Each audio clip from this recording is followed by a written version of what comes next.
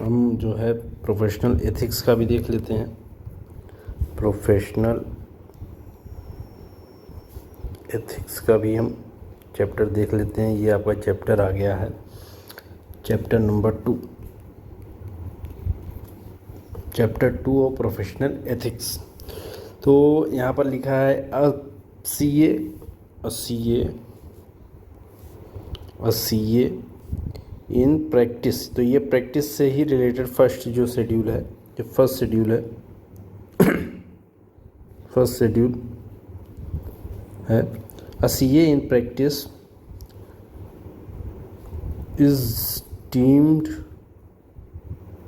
To be guilty of professional misconduct if he a chartered accountant allow any person to practice in his name as a chartered accountant unless such person is also a chartered accountant in practice and is in partnership with or employed by himself। तो क्या कहना चाह रहा है, इसको फिर से समझ लेते हैं। अ CA इन प्रैक्टिस, यहाँ पर लिख लेते हैं CA in practice, CA in practice, ठीक है।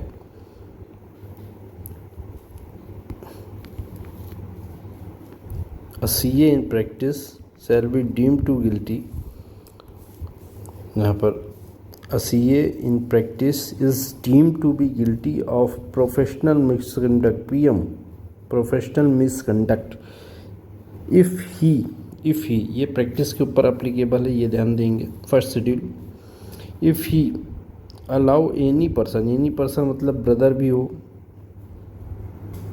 फादर हो, कोई भी, practice in his name as a chartered accountant unless such person is also a chartered accountant in practice and such is in partnership with or employed by himself। उन्होंने किसी के साथ partnership किया हो या एम्प्लॉयड उन्होंने किसी को रखा हो।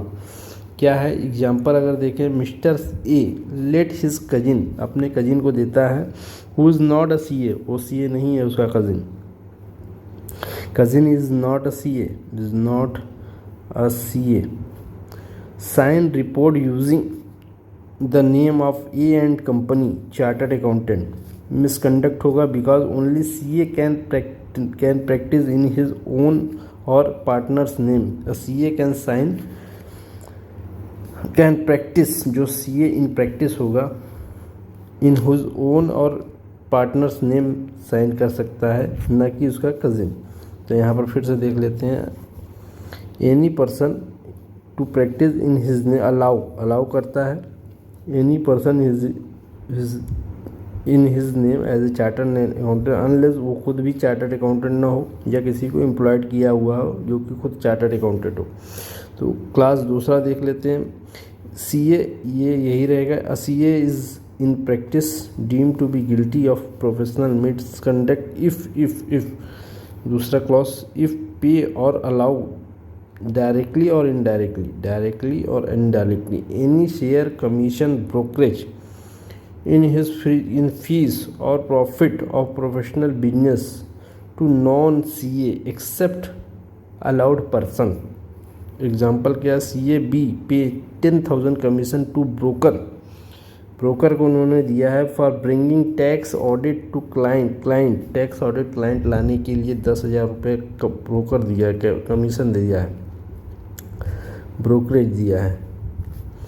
Misconduct only another CA, CS, CMA, advocate etcetera can share such fees as per ICAI rule. तो यहाँ पर जो है अलाउ डायरेक्टली हो चाहे indirectly any share of commission, brokerage in fees और profit of professional business to non CA except allowed person कौन कौन से हैं, CA, CS, CMA, एडवोकेट और such can share such fees etcetera can share such fees. अगर ये तीनों हो, चारों हो, आपका एडवोकेट, तीनों CA स्ट्रीम के CA, CS, CMA और आपका एडवोकेट, और कोई और भी हो सकता है जैसे कोई प्रोफेशनल हो। तो ये आपका जो है CA मिस्टर B पे 10,000 कमीशन टू ब्रोकर। तो अलाउ डायरेक्टली और इनडायरेक्टली शेयर और कमीशन, शेयर भी हो सकता है और कमीशन हो सकता है और ब्रोकरेज भी हो सकता है। तो शेयर, कमीशन और ब्रोकरेज 3 चीज़ें हैं। SCB आपका जो शेयर होगा, ब्रोकरेज होगा या कमीशन होगा, इन तीनों में से जो है अगर कोई भी चीज़ वो अगर किसी ब्रोकर को देते हैं इनको छोड़कर, तो वो गिल्टी हो जाएंगे। अब क्या है, CA in practice is deemed to be guilty of professional misconduct. Third देख लेते हैं, except part of the profit of professional work of person who is not a CA।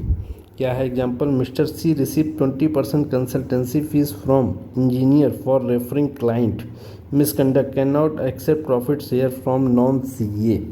तो यहाँ पर अगर किसी भी नॉन CA से अगर किसी तरह का part of profit of professional work of person who is not CA से अगर रिसीव करता है तो वो क्लास B जो 3 में वो गिल्टी हो जाएगा। तो यहाँ पर एग्री और accept any part of profit of professional work of a person who is not a member of institute, however such person restriction does not apply in respect of the person member of any professional bodies with such other person having prescribed qualification. तो यहाँ पर जो है ये जो है अगर वो किसी भी इंजीनियर वगैरह के साथ करता है तो वो जो है आपका गिल्टी होगा। नौ बात करते हैं क्लॉज 4 की। अब ये जो क्लॉज है ये आपका जो फर्स्ट शेड्यूल फर्स्ट पार्ट 1 में है। इसमें टोटल 12 क्लॉज है, ठीक है। और ऐसे ही 4 पार्ट शेड्यूल वन में 4 पार्ट हैं और एक में 12 है, दूसरे में आपका 2 है, तीसरे में 3 है और दूसरे में 2 है। टोटल कितने हैं, 12 2 14 2 16 19 क्लॉज फर्स्ट शेड्यूल में आपका आता है। तो ये चौथा क्लॉज है। चलिए इसको देख लेते हैं हम। यहाँ पर देखिए, CA in practice, CA in practice shall is deemed to be guilty of professional misconduct if he से यहाँ से स्टार्ट होगा 4th में, enter into partnership with any person other than chartered accountant और क्वालिफाइड प्रोफेशनल जैसे CA, CMA, CS, advocate as recognise by ICAI। तो क्या क्या चीज़ें हैं, अगर किसी CA के साथ किसी भी व्यक्ति के साथ पार्टनरशिप में इंटर करता है with any person other than CA, CMA, CS, advocate और एक रिकग्नाइज बाई ICAI, तो वो गिल्टी होगा। क्या होगा, CA D form a firm D an associate with his friend BCom graduate not professional misconduct होगा। Partnership only allow with recognise professionals. तो BCom वगैरह के साथ तो ये तो एकेडमिक है, तो इसलिए इसमें ये जो है सही नहीं है। अगर इसके साथ पार्टनरशिप करता है ग्रेजुएट नॉट प्रोफेशनल तो मिसकंडक्ट माना जाएगा और वो गिल्टी होगा। ओनली अलाउड रिकग्नाइज प्रोफेशनल्स, तो रिकग्नाइज प्रोफेशनल्स ही अलाउ होंगे। क्लॉज 5 क्या है, secure professional work through unqualified person और इम्प्रॉपर मीन्स, जैसे hire agent to get audit client and pay him per client, ठीक है। Misconduct can not use middle man to get client, ये आपका क्लॉज 5 है। Secure professional business through service, secure professional business, professional work और professional business through service of a person who is not employee और not a partner by means which are not open for CA, जो कि उसका employ भी नहीं हो और उसका पार्टनर भी नहीं हो। बाय मीन्स मतलब किसी भी साधन से which is not open to a chartered accountant. ठीक है, तो ये जो है आपका एग्जाम्पल क्या है, hire agent get audit of client, pay per client miss appropriate में, ये आपका मिसकंडक्ट में गिना जाएगा। ये इम्पोर्टेंट है, 6 पॉइंट बहुत ज़्यादा इम्पोर्टेंट है। ये क्वेश्चन बहुत बार आता है, एग्जाम में भी बहुत बार आया हुआ है। तो यहाँ पर देखिए, CA shall be deemed to be guilty of professional misconduct if solicit client or professional work through advertisement, circular, personal contact or any other means except allowed tender CA to CA cases।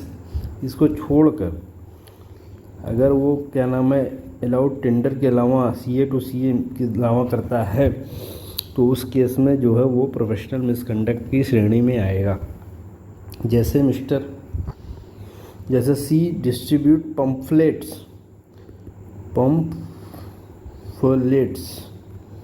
Offering lowest tax audit fees, ये क्या है, misconduct है। Direct solicitation not allowed, direct solicitation not allowed, ये जो है आपका दिया हुआ है। CAF distribute pamphlets offering lowest tax audit, solicit professional work either directly or indirectly by circular, personal contact, और क्या है इसका advertisement, by any other means। ठीक है, secure professional work from another CA, however it is relax in the following case. अगर वो CA से अलावा कर लेता है, यहाँ पर एक्सेप्ट है, यहाँ पर जो है एक्सेप्ट अलाउ टेंडर, तो CA टू CA केस में है वो अलाउ है, ये अलाउ होगा। Securing professional work from another CA in practice, ये भी अलाउ है। लेकिन इसके अलावा जो है अगर पम्फलेट वगैरह डिस्ट्रीब्यूट करके लोएस्ट टैक्स ऑडिट करके दिखाते हैं तो इस केस में आपका जो है प्रोफेशनल मिसकंडक्ट का जो है वायलेशन होगा और आप गिल्टी होंगे, मिसकंडक्ट के गिल्टी होंगे। 7वां देखिए, एडवर्टाइज प्रोफेशनल अटेनमेंट और uses any title other than chartered accountant, for example income tax, wealth tax management specialist, अगर ये सब वर्ड लिखता है तो मिसकंडक्ट में आएगा। क्या है क्वेश्चन 7वें में है आपका, एडवर्टाइज हिज प्रोफेशनल अटेनमेंट और सर्विस और uses any designation other than chartered accountant, यहाँ पर एनी डिजिग्नेशन यूज़ करता है, और expression other than chartered accountant, कोई भी एक्सप्रेशन यूज़ करता है अदर देन चार्टर्ड अकाउंटेंट, जैसे स्पेशलिस्ट, ये स्पेशलिस्ट अगर ये जो है यूज़ करता है तो उस केस में जो है आप जो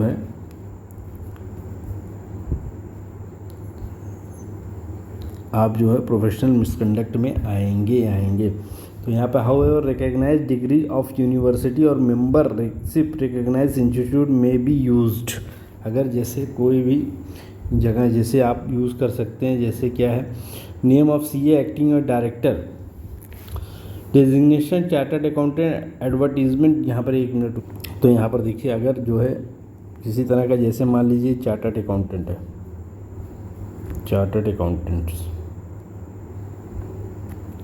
अगर वो चार्टर्ड अकाउंटेंट्स यूज़ कर रहा है, साथ साथ वो यूज़ कर रहा है एडवोकेट, ठीक है, एडवोकेट, तो ये अलाउ नहीं है, आप एडवोकेट यूज़ नहीं कर सकते, या आप साइमल्टेनियसली यूज़ नहीं कर सकते एडवोकेट एंड चार्टर्ड अकाउंटेंट। आप यूज़ कर सकते हैं CA, चार्टर्ड अकाउंटेंट यूज़ सकते हैं, CS यूज़ कर सकते हैं, CMA यूज़ कर सकते हैं, लेकिन इसका फुल फॉर्म लिख कर जो है चार्टर्ड अकाउंटेंट, फिर कंपनी सेक्रेटरी, फिर जो है कॉस्ट एंड मैनेजमेंट अकाउंटेंट, तो ये अलाउ नहीं है। आप अगर चार्टर्ड अकाउंटेंट लिखते हैं उसके साथ अगर एडवोकेट और ये सब लिखते हैं तो ये अलाउ नहीं है, साइमल्टेनियसली लिखना अलाउ नहीं है। Name of CA acting as a director company is permissible to appear prospectus of the company, however description regarding his expertise and knowledge is not permitted. अगर किसी तरह का जो है आप जो है लिख रहे हैं, कंपनी प्रोस्पेक्टस पे अपना नाम लिखवा रहे हैं, however description regarding his expertise अगर आप दिखा रहे हैं कि स्पेशलिस्ट हैं तो वो अलाउ नहीं होगा। तो अब क्लॉज 8 में देख लेते हैं, accept audit previously held by another chartered accountant without first communicating with him in writing. अगर वो क्या नाम है किसी तरह का जो एक्सेप्ट करता है फ्रॉम अनदर चार्टर्ड अकाउंटेंट, जो प्रीवियस चार्टर्ड अकाउंटेंट होगा, उससे बिना पूछे, बिना फर्स्ट उससे communicating with him in writing, तब तक जो है वो, जैसे mister H accept company audit without writing to the previous auditor, misconduct must communicate before accepting audit. तो जरूरी है आपको कम्युनिकेट कर, without first communicating with him in writing this person the CA will be consider as guilty of misconduct, professional misconduct. तो ये आपका 8वां हो गया।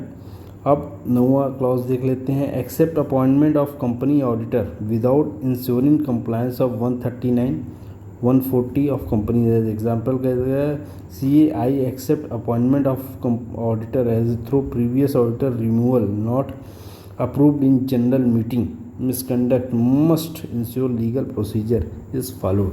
अगर 139 में जो अप्रूव जो है रिमूवल ऑफ जो है ऑडिटर है, उसको बिना जो है क्या नाम है प्रीवियस ऑडिटर से लिए हुए अगर कंपनी ऑडिट अगर एक्सेप्ट करता है appointment as a auditor through previous auditor is removal not approved in general meeting AGM, तो वो मिसकंडक्ट में आएगा। ये आपका जो है वो कहता है clause 9, accept appointment as company auditor without ensuring compliance with 139 40 140 of companies act. 10 आ जाते हैं, charges accept fees based on the percentage of profit contingent of the result except omitted case like liquidator valuer. CAJ agree to charge 10% of client tax refund as audit fees, misconduct fee can't depend on the outcome of the profit।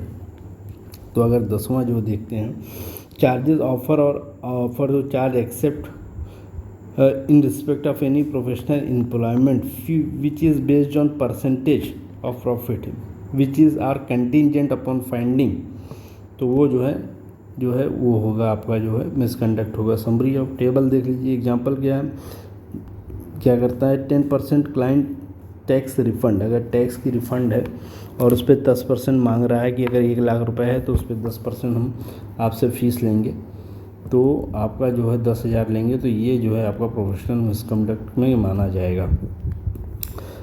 Charges accept fees based on percentage of profit और contingent on result except permitted like liquidator and valuer, ये दोनों छोड़कर, liquidator और valuer छोड़कर, अगर ये जो है लिक्विडेटर में क्या है, जैसे कि किसी भी कंपनी की लिक्विडेशन हो रही है, उसमें जो आपको एज ए वैल्यूअर को बुलाया गया है, उस पर आप चार्ज कर सकते हैं कि आप जितना भी आपने लिक्विडेट किया है उसका परसेंटेज ऑफ अमाउंट लेते हैं। 1 करोड़ का आपने लिक्विडेट किया, 10% 10 लाख रुपए लेंगे, तो वो अलाउ है। लेकिन अगर आप जो है किसी तरह का जो है टैक्स रिफ़ंड वगैरह से रिलेटेड अगर है, तो उस केस में आप अगर करते हैं तो गिल्टी पाए जाएंगे, गिल्टी माने जाएंगे। और यहाँ पर जो है समरी ऑफ टेबल यहाँ पर देख लीजिए, समरी है, लेटिंग नॉन